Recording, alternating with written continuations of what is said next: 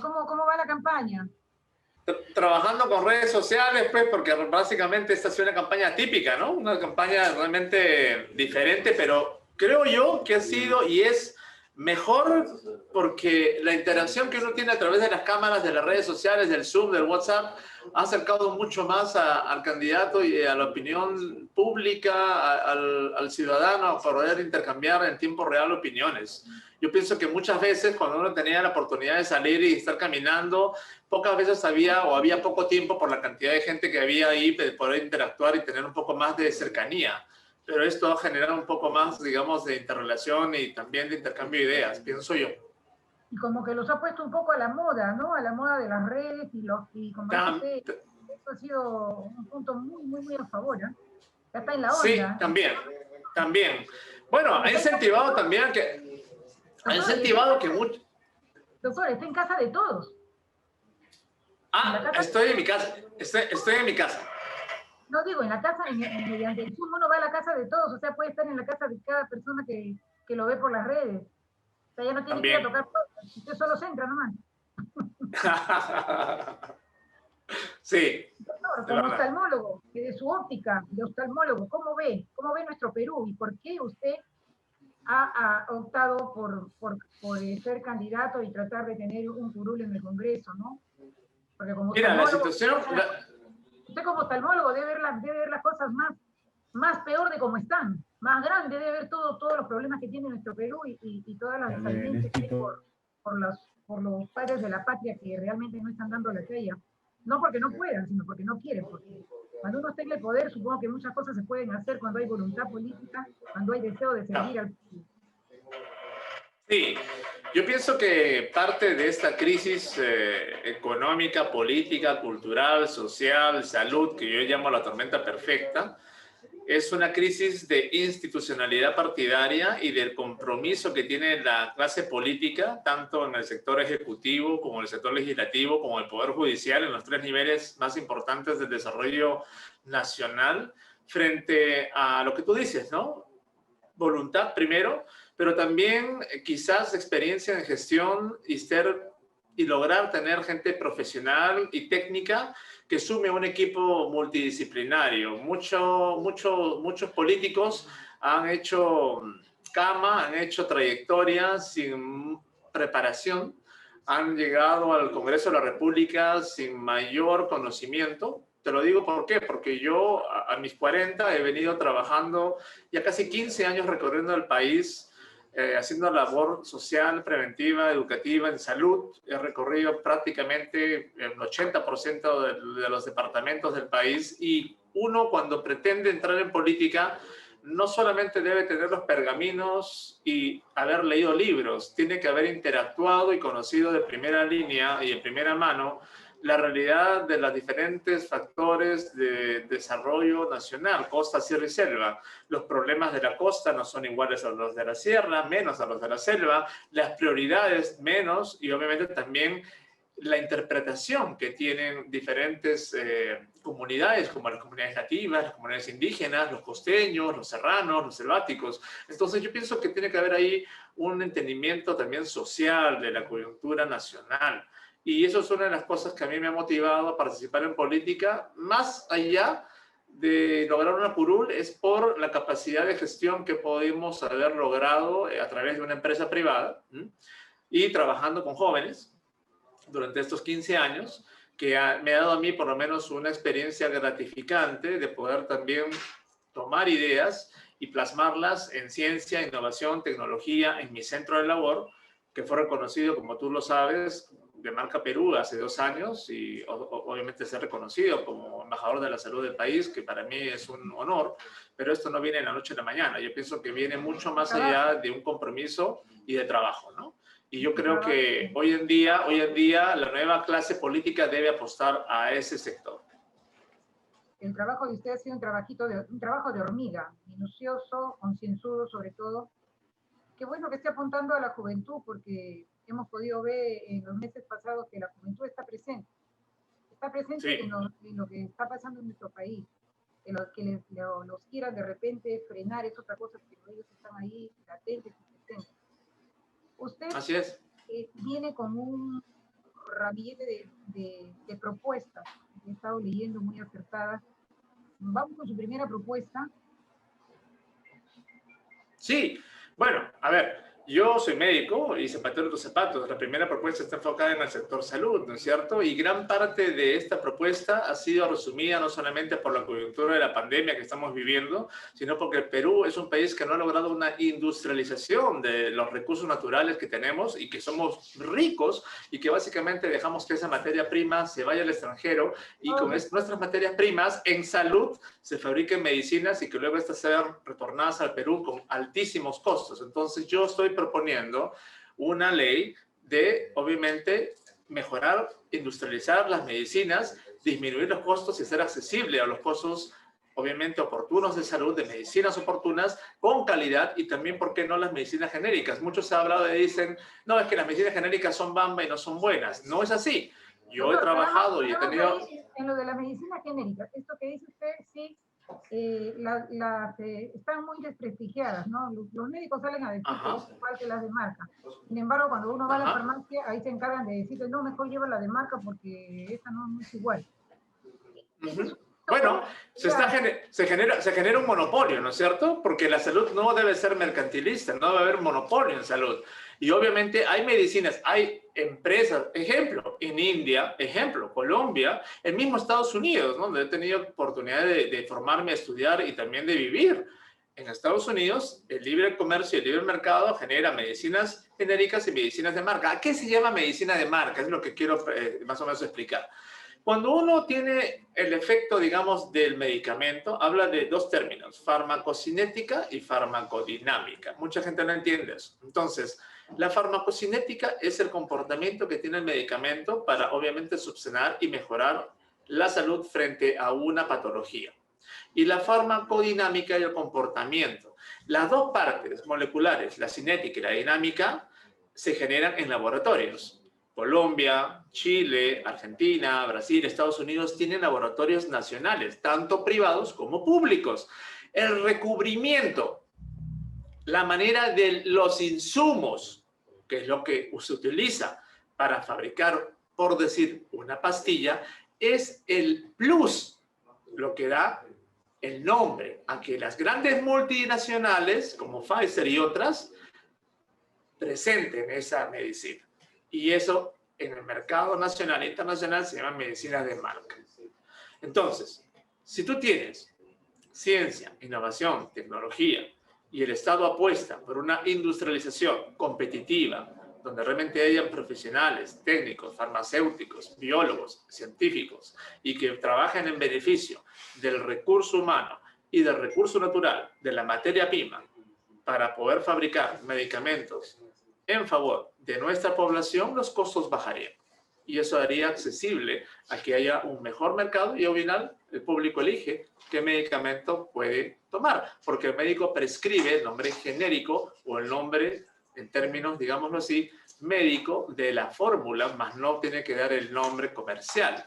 ¿Te das cuenta? Y eso ha generado en el Perú básicamente este tipo de monopolio que ha afectado a muchas personas y que lo sigue afectando. Y que más mete la duda, pues cuando uno va a la farmacia uno siempre está en duda y de repente no me hace bien, pero en esencia los medicamentos genéricos y los de marca son lo mismo, dan el mismo efecto. O sea, por eso pasan pruebas de bioseguridad y por eso en el Perú la DIGEMIT, que es la Dirección Nacional de Drogas y Administración de Insumos, los aprueba, como también la FDA en los Estados Unidos cubre y obviamente protege y autoriza para el consumo humano este tipo de medicinas.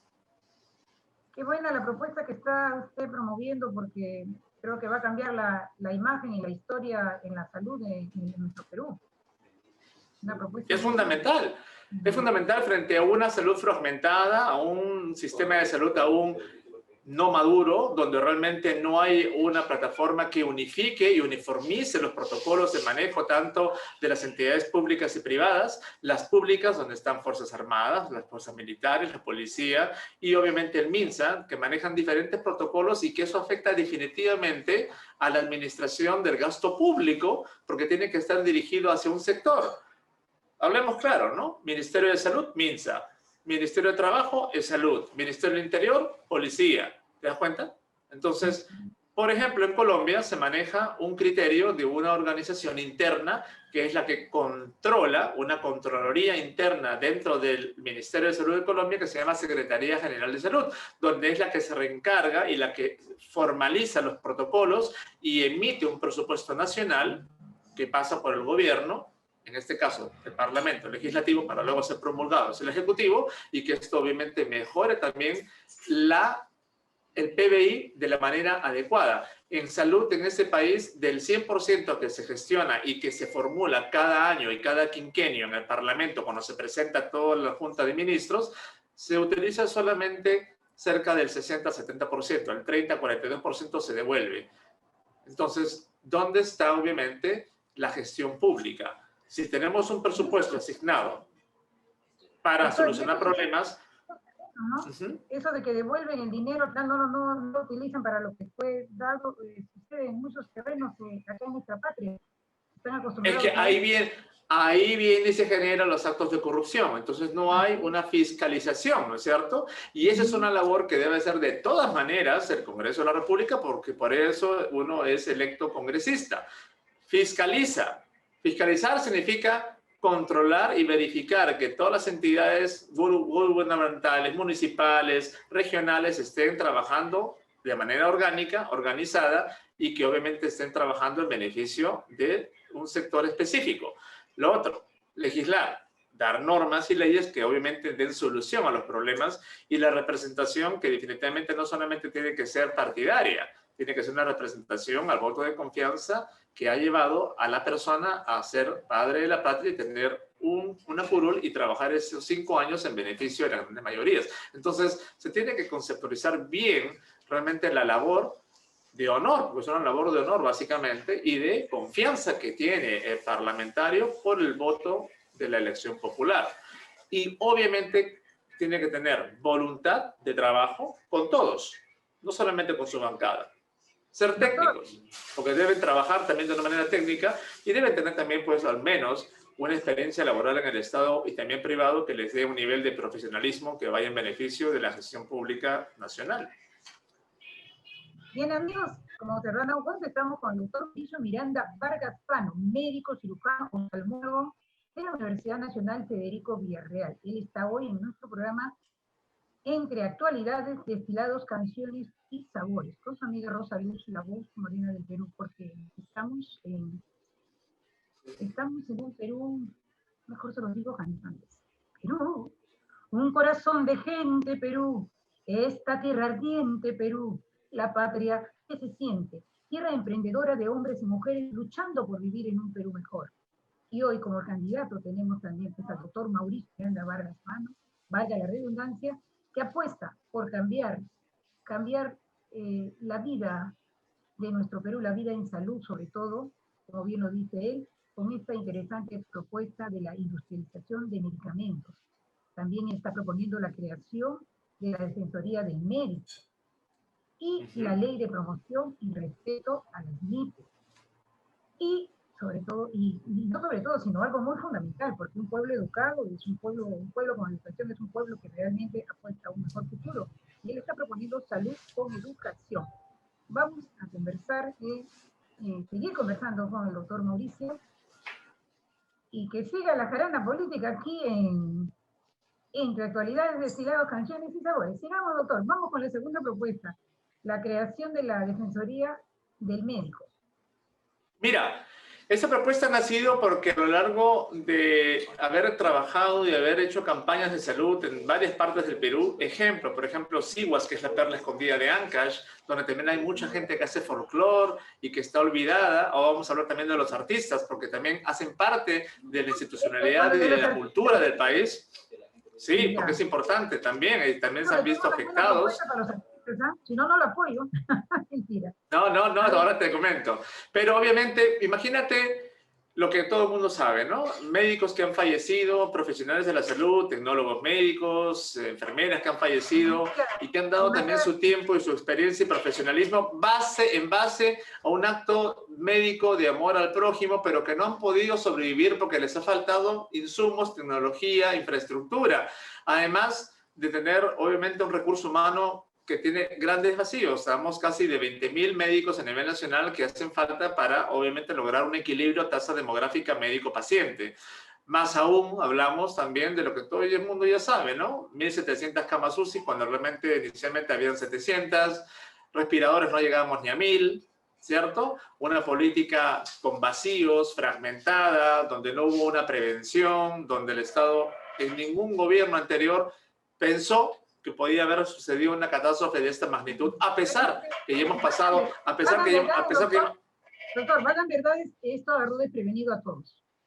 Claro, a pesar que ya hemos pasado epidemias como la del cólera, ¿no es cierto? Y no hemos aprendido, no hemos aprendido a tener una política preventiva y menos aún aplicar un concepto que yo lo digo a mis alumnos y lo aprendí, que es salud preventiva comunitaria.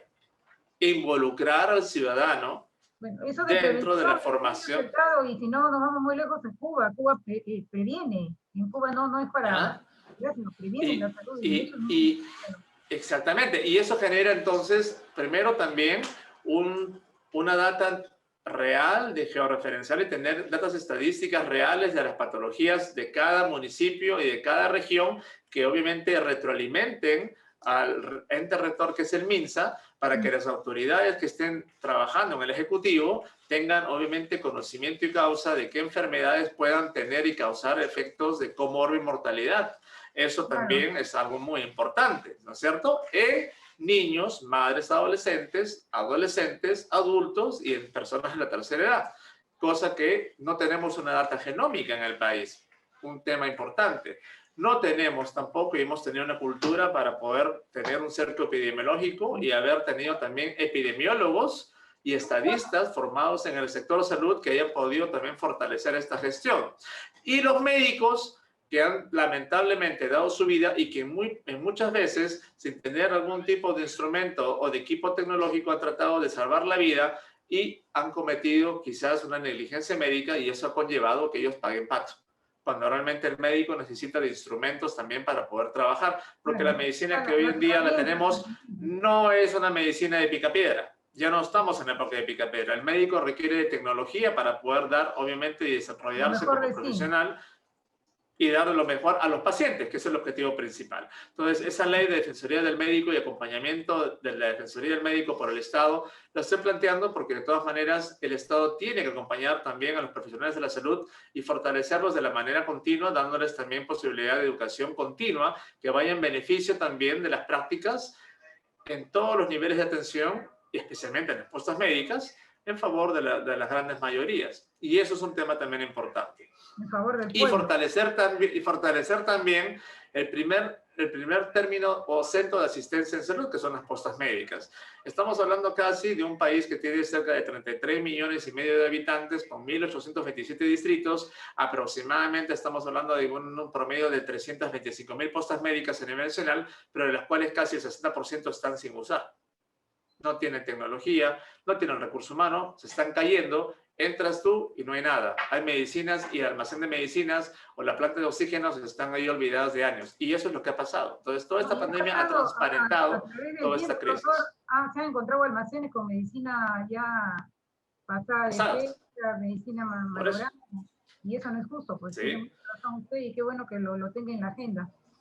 Vamos con la ley de promoción y respeto a las MIPES. Importantísimo porque el 90%, 80-90% del fortalecimiento y de la estructura financiera de la población económicamente activa, que genera casi 42% de la población nacional, de lo cual promedio son 18, 25, 42 años, que son gente joven, son la gente que son las MIPYMES y pymes, ¿no es cierto? Y que obviamente las contrataciones del Estado que ha tenido, que ya es ley y que representaría una inversión por parte del Estado de un 40% a ese sector, no se ha dado.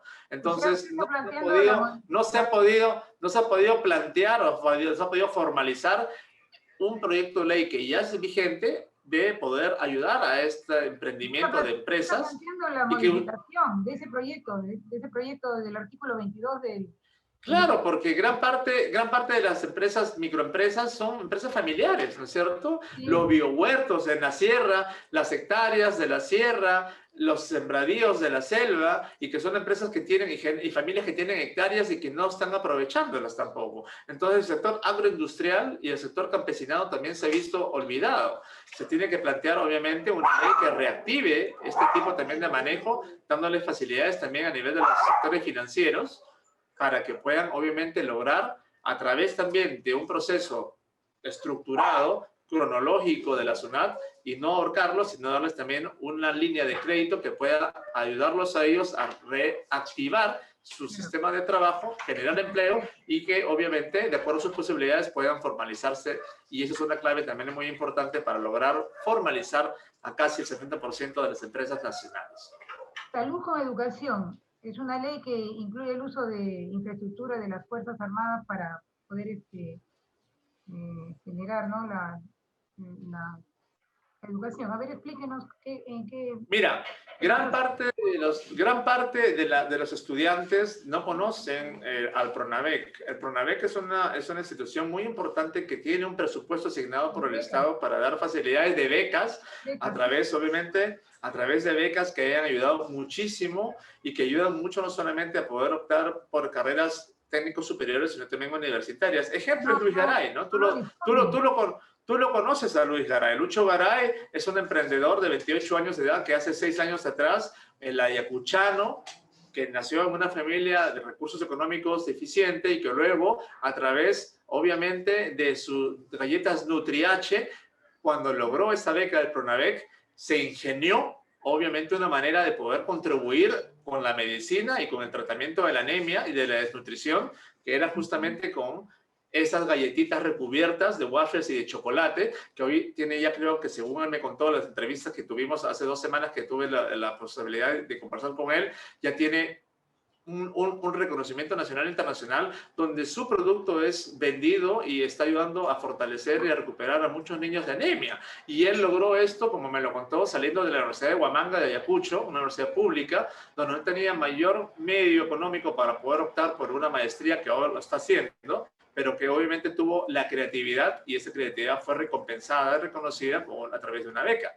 Entonces, eso es un fortalecimiento también dentro de la institucionalidad del sector de educación, que los jóvenes deben tener acceso y que obviamente no solamente en gestión como la agroindustria, sino también en gente que se maneja y que trabaja en redes sociales.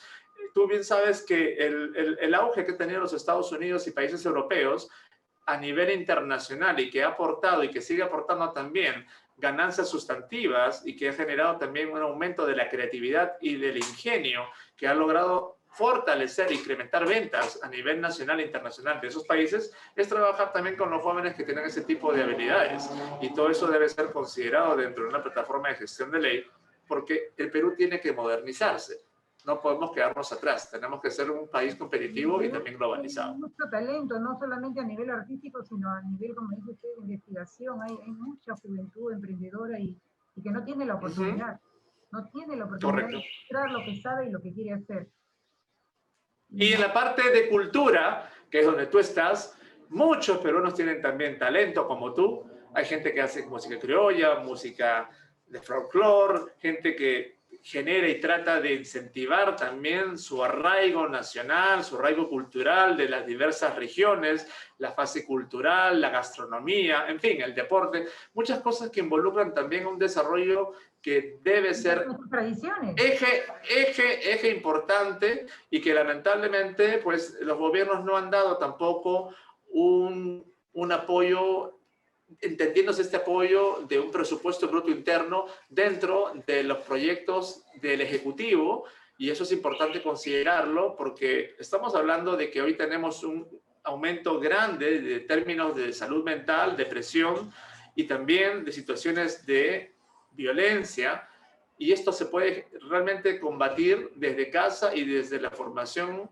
de niños, de adolescentes y dentro de la formación académica de los institutos y universidades, acompañando a los jóvenes no solamente a su formación académica, sino también a incentivar el folclore nacional, a incentivar la cultura, el deporte, la música. ¿Sí?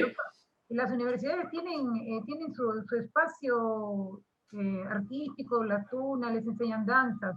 Usted está refiriendo... Pero tú no me vas a dejar mentir, perdona que te corte, cuando tú bien sabes que en todas las municipalidades a nivel nacional hay una infraestructura ya hecha y hay una infraestructura que no está siendo usada por parte de los gobiernos regionales y municipales, donde realmente se puede generar escuelas de capacitación en folclore, música, deporte, teatro, etc. Y eso debe ser algo que debe estar de todas maneras legislado, fiscalizado, para que los jóvenes tengan también una área extracurricular de formación. Ustedes son obligado y en la currícula de estudios, ¿no? Tiene que haber un acompañamiento, porque eso genera también carácter y también una identidad nacional, ¿no es cierto? Un patriotismo. Y otra parte también es que muchos artistas no cuentan con un adecuado sistema de protección de salud. Muchos tienen que sacar de su bolsillo, ¿no es cierto? Plata, si es que Dios no quiera, tienen un problema de salud y al final están desamparados porque no cuentan de repente con una EPS o no están tampoco dentro de la atención del CIS o del MINSA o de salud. Mucha gente que he conversado también con gente de la APDAI y también con artistas y colegas tuyos me han dicho, Mauricio, nosotros trabajamos toda una vida y cuando terminamos de cantar o tener nuestras orquestas o nuestros conciertos, vivimos solamente de la capacidad de ahorro que hemos podido tener. Entonces, doctor, en otros países como Colombia... Doctor, disculpe que lo corte. Tenemos una ley del artista que no se ejecuta y por ahí usted podría ayudar, porque hay una ley del artista que nos apoye en todo esto. Esta ley está a lo justo. Yo desde acá como artista, si es que cuando usted ya esté en el sillón congresal, también vea por favor esto de la ley del artista. ¿Qué cosa hay, qué entrampamiento hay que esta ley no se da? Porque muchos artistas, como dice usted, ancianos han muerto en la completa indigencia. Ahora poco nomás murió este artista del torneo Campos, el señor Campos, casi pidiendo limosna. Y no es justo. Correcto. No hay muchos artistas que están en la misma lona, indigentes prácticamente. O sea, después que han dado todo su arte, su alegría, su tiempo al público, mueren en la indigencia total. Total. Correcto. Dicen, no supo guardar pan para mayo, fue muy libertino. Ese no es el tema. El tema es que, como dice correcto. Tienen que tener un soporte y tienen que tener una asistencia de parte del gobierno. El gobierno que puede. Así es. Porque no se puede hablar de universalizar la salud si solamente se enfoca en un sector a nivel nacional y se deja el otro sector. Si uno habla de uniformizar y de universalizar la salud, es para todos, ¿no es cierto? La salud no es mercantilista, la salud es un derecho universal y la salud debe ser cubierta por el Estado. Y obviamente la gente que tiene acceso a la salud en término privado también debe tener una capacidad, digamos, también de no estar pagando gran cantidad de dinero y de transparentar también los costos de los recursos, de los insumos, para que obviamente todo el mundo, sea público, sea privado, tenga también una normativa basada y controlada por el Colegio Médico del Perú y por todos los colegios profesionales de la salud, y que esto vaya en beneficio a todos, como lo está haciendo otros países. Y esto es algo que no es socialista, esto es algo realmente que es humanitario, porque realmente la salud, vuelvo y repito, es un derecho. La educación también es un derecho. Y obviamente eso debe ser considerado de esa manera. Mucha gente dirá, ¿y cómo plantearía usted involucrar al sector artista y cómo podríamos nosotros como artistas lograr una atención o una subvención por parte del Estado en términos de la salud? Bueno, mira, los taxistas trabajan y tienen asociaciones y gremios. Y obviamente ellos están planteando algo muy interesante, ¿no? Que parte del impuesto que ellos pagan cada vez que llenan su tanque de su taxi o de su motocicleta o de su mototaxi o de su camión o de su bus vaya dirigido a esa organización y que eso sume un beneficio a través obviamente de un sistema controlado de fondo y que les pueda facilitar lograr un convenio, sea con el salud o sea con una entidad privada. Igualmente los artistas que tienen capacidad de formar e interactuar y dar conciertos o dar clases o formar o estar frente a una institución dando clases, porque muchos de ellos también dan clases, ¿no es cierto?, puedan tener ese tipo de acceso. Entonces, como tú bien dices, es falta de voluntad política, más allá de una promesa electoral. Si tú tienes la capacidad de gestión y abres la curul, abres el despacho para poder trabajar de manera real y obviamente objetiva, trabajando en una mesa de partes abierta, opiniones como la tuya o como opiniones de otro tipo de gente que hacen trabajo de arte o que desarrollan música, van a poder contribuir a que un congresista, en caso mío de llegar a ser congresista, pueda tener mayor información y eso lo pueda plantear como un proyecto de ley y que luego obviamente esto pase al pleno y pueda ser ejecutado, porque uno no es un sabelotodo. Uno puede llegar al Congreso de la República teniendo buenas ideas, pero los proyectos de ley no se basan solo en buenas ideas, se basan en la interrelación de gestión, de trabajo que tiene que tener tanto el político como la ciudadanía. Claro, el sustento del proyecto. Doctor, no vuelvo a decir si es que llego, usted tiene que decretar, porque lo necesitamos ahí, sobre todo los artistas, y entiéndase por artistas no solamente los músicos, los cantantes, los poetas, los danzantes, los de teatro, todos somos un gran gremio, en esencia artistas, y damos lo mejor de nosotros para nuestro público. Y como mínimo... Bueno, entonces lo decretamos y toma tu energía. Vamos a llegar al Congreso este 11 de abril. Tiene, porque al margen del partido en que usted esté, eso no interesa la esencia de la persona y toda la actitud que usted tiene de servir a su pueblo. Usted está yendo al Congreso, viene del pueblo para servir a su pueblo, y lo estoy viendo en sus palabras, yo soy muy frontal, estoy viendo que usted tiene ese ímpetu, ese deseo de servir al pueblo, y eso es lo que importa. Ojalá en esta oportunidad todo se cristalice, porque tiene que cambiar ya. Este 2020 que nos ha dejado tan golpeados, que no sea por gusto, que algo nos haya enseñado a ser más empáticos, a ser más, concientizarnos más sobre lo que necesitamos para nuestra patria y salir de esto, en este atolladero en el que estamos, doctor. Correcto. Es tarea de todos, ¿no? Y a través, obviamente, de tus palabras, agradezco también tus palabras y espero, pues, interactuar a través de tus redes sociales y de esta entrevista que tienes la amabilidad de darme para que lleguen a conocer un poco más al candidato, a Mauricio Miranda, más allá del médico, más allá del profesional en salud. A la persona, correcto. Así yo digo, ¿no? Mis entrevistas son a la persona, más que nada como... Así es. El nombre del día a día, de a pie, como el médico. Ahora, usted está encargado de hacer que el pueblo, que las personas vean bien, acomodarle sus vistas. Entonces, ojalá que eso sirva para que miren bien a la hora de votar y vean bien cómo están votando. No vuelvan a votar y después se están quejando. Correcto. Que regálele su colirio a todo el mundo. No puedo regalar colirio en época electoral porque eso se considera como una dádiva.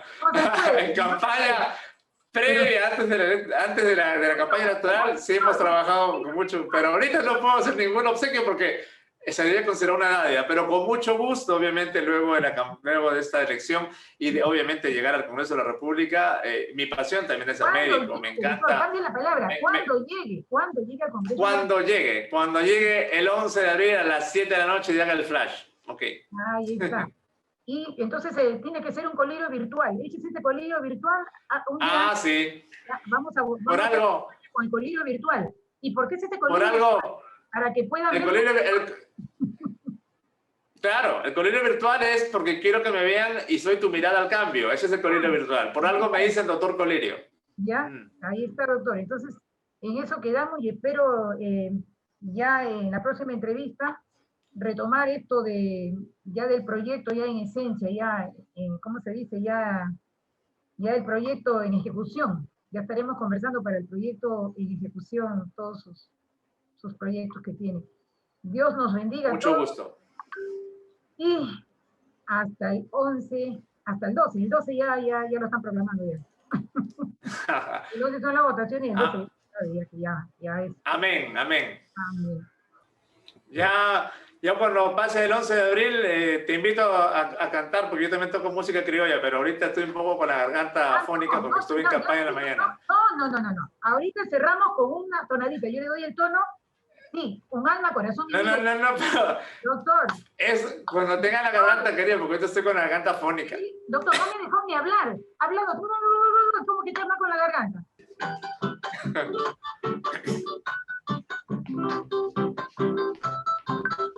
Y bien, amigos, con alma, corazón y vida, el doctor Mauricio Miranda, que mirando anda, nos dice...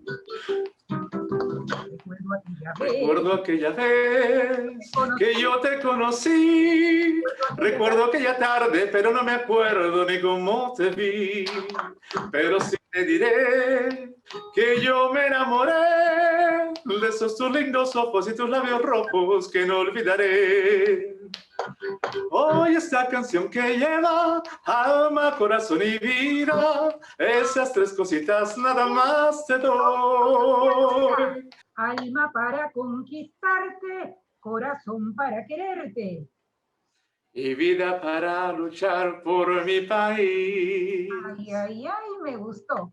Ya lo dijo él. Ya está. Así que ya saben, este 11 de abril, dale la oportunidad de luchar por nuestro país, como bien lo ha dicho el doctor Mauricio Miranda. ¿Qué número, Mauricio? Márcala acá para el Congreso y escribe en un cuadradito el número 23.